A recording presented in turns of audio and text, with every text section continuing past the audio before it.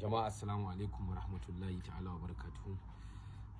Jama'a ina muku kowa barka da safiya. Mai magana sunana Kabiru Ibrahim Mazangari, dan gwagwarmayin siyasan nan, dan koyan nan.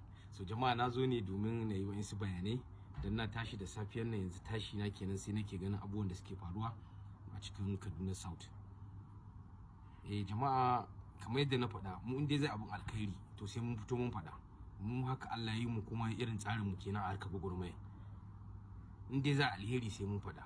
So na tashi da safen nan sai naga malamai su ma sun shiga cikin tsari, sai shiga cikin tagomashi, saboda duk wanda ya maka wahala ko duk wanda ya baka gudunmawa to kai kokari ka saka mai, ba dan kowa ba saboda wannan sakayyan a nan take. Babu wani wanda zai je lahira ya je na cewa zai taimake ka ko kaza kaza kaza. Yawa babu shi, lahira nafsi ce, abin da za a yi shi a duniya. So zan ba da credit din na zai je gurin Honorable Sadiq Mamman Lagos, Chairman Commissioner of Local Government. Hate him or love him, the man is doing the job, definitely. So da inga zaka ga Sadiq Mamman Lagos maganan program, to maganan ya za a taimake mutane ne, ya za a samu na cefane, wanda al'ada ce ta siyasar mu na yanzu.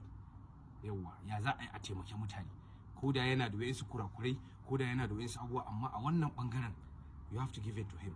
Yawa yana kokari, kuma muna mai san barka, kuma muna mai godiya, kuma muna ƙara jan hankalin shi da ƙara dagewa akan abubuwan da yake, kada ya damu da jita-jita ko cece-kuce.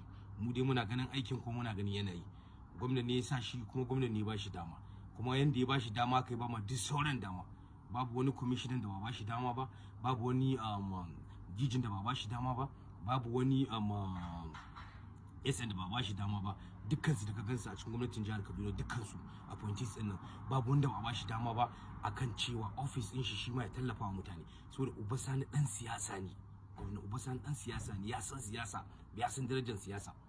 Saboda haka shi yasa ya bada dama cewa kowa na office din shi yayi kokari bai samu dama ya taimake mutane.